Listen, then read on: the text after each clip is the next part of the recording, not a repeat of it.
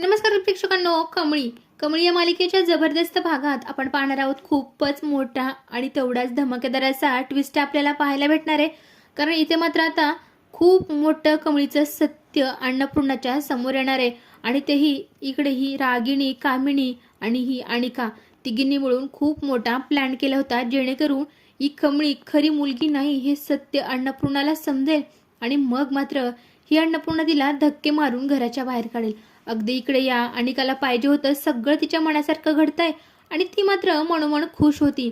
दुसरीकडे मात्र हा राजन तो मात्र आता खूप नशा करायला लागलेला असतो, कारण त्याच्या समोर गौरी आली आणि गौरी जे बोलली ते मात्र त्याच्या डोक्यातून जायला तयार नाही। त्याच्या डोक्यावरती अगदी परिणाम झाल्यासारखं वागू लागलाय। त्याला समजत नाही माझी मुलगी या जगात नाहीये आणि गौरी आहे, पण गौरी मात्र सध्या माझ्याकडे बघायलाही तयार नाही। का हे सगळं माझ्याच वाटेला का आले? त्यामुळे चक्क राजन हा खूप ड्रिंक करायला लागतो। स्वतःची अवस्था मात्र खूपच विचित्र करून घेतली आणि हे सगळं बघून अन्नपूर्णाला खूप मोठा धक्का बसलाय आणि याचाच गैरफायदा घ्यायचा ठरवलाय ते म्हणजे अनिकाने आणि कामिनीने। आता या दोघींनी मिळून प्लॅन रचला, जेणेकरून ही कमळी कमळी ही त्यांची खरी नात नाहीये, ती एक तोतया नात म्हणून ह्या राजनचा आणि तिचा काहीतरी प्लॅन असणार किंवा ह्या कमळीचा प्लॅन होता, जेणेकरून तिला या घरची संपत्ती हडप करायची होती आणि म्हणूनच हे सगळं तिने एक प्लॅन करून घरात आलेली असते। आता हे सगळं जेव्हा अन्नपूर्णा आजीला अगदी ही अनिका आणि कामिनी जाऊन सांगतात की बघ म्हणजे राजनची ही अवस्था का झाली, अगं कारण त्याला समजलंय की त्याची मुलगी या जगात नाहीये आणि गौरी गौरी आहे का नाही हे सगळं काय तो ज्या नशेमध्ये बडबड करत होता ना ते स्वतः मी ऐकलंय। कारण त्याची मुलगी या जगात नाही, तू कधीच ती देवाघरी गेली आणि कमळी तुझी नात नाहीच। आता मात्र अन्नपूर्णा आजी ते कमळीच्या समोर येऊन उभा राहतात, म्हणत असतात कमळी बोल, एकदा फक्त बोल तू माझी नात आहेस म्हणून। पण इथे कमळी एवढी आता एवढा मोठा प्लॅन करून राजनचा आणि तिचा एवढं सगळं करूनही इथे कमळीने मात्र माती खाल्ली आणि इथं चक्क सांगून टाकले की नाही मी तुमची नात नाही। आणि तेव्हा मात्र इथे या अन्नपूर्णाने तिच्या सणसणीत अशी कानाखाली वाजवत तिला घराच्या बाहेर धक्के देत काढत असते आणि त्याच वेळी आता चक्क इकडे ही अनिका, कामिनी आणि रागिणी यांच्या चेहऱ्यावर मात्र एवढं हसू आलंय, कारण फायनली त्यांचा प्लॅन सक्सेस झालेला असतो आणि कमळीला घराच्या बाहेर हकलत असतात। पण इथेच येणारे खूप मोठा ट्विस्ट, कारण जेव्हा हे सगळं आता सरूला माहीत झालंय की आपल्यामुळे राजन खूपच बिघडलाय, त्याची मानसिक स्थिती मात्र खालवत चालली आणि तो एवढा ड्रिंक करायला लागलाय, तेव्हा मात्र आता सरू ठरवते काही जरी झालं ना तरी माझ्या कमळीसाठी मला समोर यायलाच हवंय आणि काही करून राजनला या सगळ्यांमधून बाहेर काढायलाच हवंय। आणि त्याच वेळी आता प्रेक्षकांनो इथे मात्र सरूची दणक्यात अशी या महाजनांच्या घरी या अन्नपूर्णाच्या घरी मात्र दणक्यात एंट्री होणार आहे आणि त्याच वेळेस मात्र आता सगळं सत्य समोर येणार आहे आणि मग मालिकेत येणारे खूप इंटरेस्टिंग असे ट्विस्ट आणि धमाकेदार एपिसोड। आता पुढे सगळं कसं घडणार आहे हे सगळं आपण शेवटी पाहणारच आहोत, त्यासाठी व्हिडिओ कुठेही स्किप करू नका, शेवटपर्यंत पाहत राहा। प्रेक्षकांनो इकडे मात्र आता चक्क इथे या सरूलाही माहीत झाले की आपली कमळी इथे या ऋषी सरांच्या घरी सेफ आहे आणि काही जरी झालं तर ऋषी सर तिला एकटं पडू देणार नाहीत। काही जरी झालं तरी माझ्या कमळीच्या जीवाला आता धोका नाही, त्यामुळे सरू ठरवते काही जरी झालं ना तरी आता आपण गावी जायला पाहिजे, कारण मी ज्या कामासाठी आले होते ते काम तर माझं ऑलरेडी झालेलं आहे आणि म्हणून आता इथे माझा कसलाही उपयोग नाही, त्यामुळे आता मी गावाला गेलंच पाहिजे। आता कमळी इथे सुखरूप आहे हे बघून मात्र सरूच्या जीवात जीव आलाय, पण खरंच इथे सरूचंही चुकतंय, कारण तिने स्वतः कमळीला समोर बघूनही तिला बोलली नाही। बिचारी कमळी मात्र आईच्या आठवणीत सतत रडत असते, पण इथे सरू मात्र एका शब्दानेही तिला बोलली नाही। आता पण ज्या वेळेस इकडे घरातलं सगळं बोलणं ती ऐकत असते, सगळीकडे राजनचाच विषय चाललेला आहे की कशा पद्धतीने तो ड्रिंक करतोय आणि एवढ्या मोठमोठ्या डीलही कॅन्सल करतोय, घरात खूप त्यांच्या तणावाचं वातावरण चाललेलं आहे।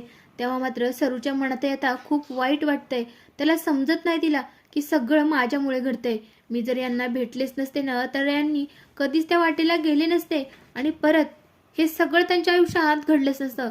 का का मी सगळं केलं, मी का त्यांना सांगितलं की तुमची मुलगी या जगात नाही? सरूला आता वाईट वाटायला लागतं। दुसरीकडे मात्र काही करून इकडे अनिका आणि तिच्या आजीचा प्लॅन असतो, काही करून इकडे आता कमळी आणि ऋषी या दोघांना तोडायचं, हाच मोठा इकडे कामिनीचा आणि अनिकाचा प्लॅन असतो, जेणेकरून जर ऋषी आणि कमळी या दोघांमध्ये फूट पडली ना तर या कमळीला मात्र कोणाचा सपोर्ट भेटणारच नाही ना. जर आपण तिला घराच्या बाहेर काढलं तर नंतर तिला दुसरा सपोर्ट भेटायला नकोय. म्हणून आपण काही करून अगोदर त्या दोघांना वेगळं केलं पाहिजे, त्या दोघांमध्ये काहीतरी गैरसमज निर्माण केले पाहिजेत ना. आणि मग काय, मग मात्र इकडे आता अनिकाचा आणि तिच्या आजीचा मात्र घाणेरडा प्लॅन चालू होतो. आणि दुसरीकडे मात्र आता ही अन्नपूर्णा आजी राजनला विचारू लागते की काय रे राजन, काय झालंय, तुझ्या मनात काय चाललंय का, तुला कुणी काय बोललंय का, काय झालंय सांग ना राजा, मला सांगशील का जरा. खरंच मी तुला बघते, तू असा नव्हताच रे, पण काय झालंय नक्की, तुझ्या डोक्यात काही चाललंय का, मला सांग ना. तू कशाचं टेन्शन येते का असं वागतोयस. आणि तू कधीही अगदी कधीही न ड्रिंक करणारा, पण आता चक्क तू एवढं ड्रिंक करायला लागलास, तुझी तब्येत खालवायला लागली, का सगळं वागतोयस असा, काय झालंय सांग ना. तुला काही भेटलंय का, म्हणजे काही तुला माहिती समजली का, सांग ना. काही आहे का, गौरीबद्दल आहे का काही. पण तेव्हा मात्र राजन शांतच असतो. त्या अन्नपूर्णालाही समजत नाही. तोपर्यंत मात्र कमळी इकडे घरी आलेली असते. आणि मग काय, कमळीला मात्र अन्नपूर्णा म्हणू लागते, काय ग कमळी, खरंच ना आपल्या घरात कोणाची तरी एक काळी सावली आली असं वाटायले मला, कोणाची तरी नजर लागली घराला. ग माझा राजन असा नव्हता ग, कधीच नव्हता असा, पण आता असं का वागतोय काय माहिती. कमळी मात्र आजींना शांत करण्याचा प्रयत्न करते. म्हणते प्लीज प्लीज आजी, तुम्ही स्वतःला त्रास करून घेऊ नका ना, आणि आपण ना काही करून त्यांना बाहेर काढूया सगळ्यातून. पण तुम्ही जर असा त्रास करून घेतला, आता तुमची तब्येत बिघडणार, आणि मग तुमची तब्येत बिघडली तर मग पुढं काय करायचंय आपण सांगा ना. कोणाचा तरी आधार हवाय ना, आणि मला तुमचा आधार हवाय. इकडे त्यांना बरं करण्यासाठी, बाबांना बरं करण्यासाठी तुम्ही माझ्या सोबत हवेत. काही करून आपण त्यांना बाहेर काढायचंच. आता हे सगळं बोलणं मात्र रागिणी ऐकत असते. रागिणीच्या डोक्यात मात्र नको नको ते प्लॅन शिजताय. तिला काही करून हे सगळं संपवायचंय आणि एकदाच या कमळीला घराच्या बाहेर काढायचं. तर दुसरीकडे मात्र आता राजनची तब्येत मात्र दिवसेंदिवस खालावत चालली. त्या अन्नपूर्णा आजींना टेन्शन आले. म्हणते राजन, तुला न माझी शपथ आहे, आता काही करून जे सत्य आहे ना ते सत्य तू मला सांगायचंच. कशामुळे तू असा वागतोयस. तेव्हा कुठे राजनला आता सगळं आठवायला लागतं, कशा पद्धतीने तो कमळीशी गेला आणि एक डील केली की खरंच ही ना आपण एक प्लॅन मोठा करूयात, जेणेकरून आईही बरी होईल. कारण सध्या घराला तुझी गरज आहे. आणि अनिका आणि तिची आजी आणि तिची आई तिघी आता या घरातनं खूप मोठा काहीतरी प्लॅन करत आहेत, जेणेकरून सगळं त्यांच्या ताब्यात जाईल. त्यामुळे तू मला साथ दे. आणि म्हणून मी कमळीला आपल्या घरात तुझी नात म्हणून, माझी मुलगी म्हणून आणली, जेणेकरून मला काही करून तुला या अवस्थेतून बाहेर काढायचं होतं. काही जरी झालं ना तरी कोमातून तू बाहेर यायलाच पाहिजे होतेस. आणि म्हणून या सगळ्यांमध्ये मी कमळीचा आधार घेतला. आता या सगळ्यांमुळे आई खरंच मला माफ कर, मी असं करायला नको होतं. अगं पण काय करणार होतो, सध्या जी सिच्युएशन होती त्यातून बाहेर तर पडायचं होतं, पण तू त्या अवस्थेत होतीस आणि मला समजत नव्हतं मी एकटा काय करू काय नाही. आणि म्हणूनच मी कमळीची मदत घेतली.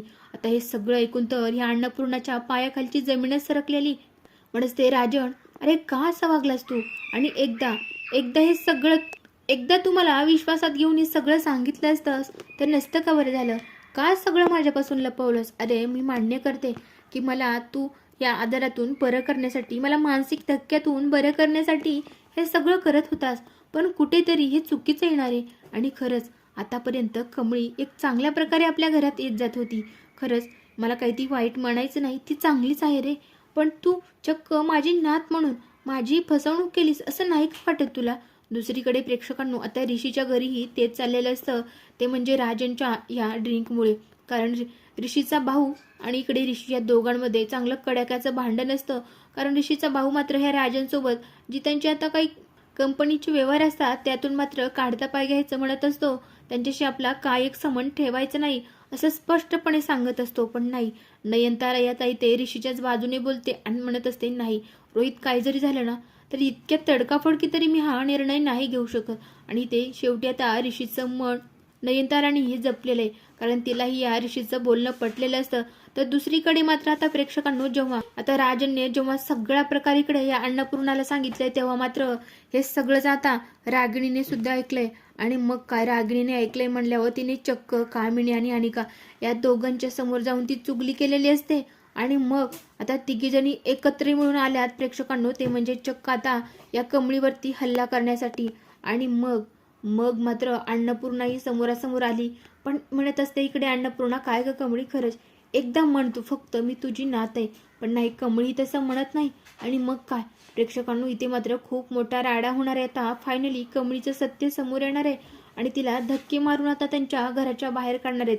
आणि काला तर तेवढंच पाहिजे होतं, पण शेवटी मात्र सरू आता तिकडे धाव घेणार असते, कारण ऋषीकडून सगळा प्रकार तिला समजलेला असतो.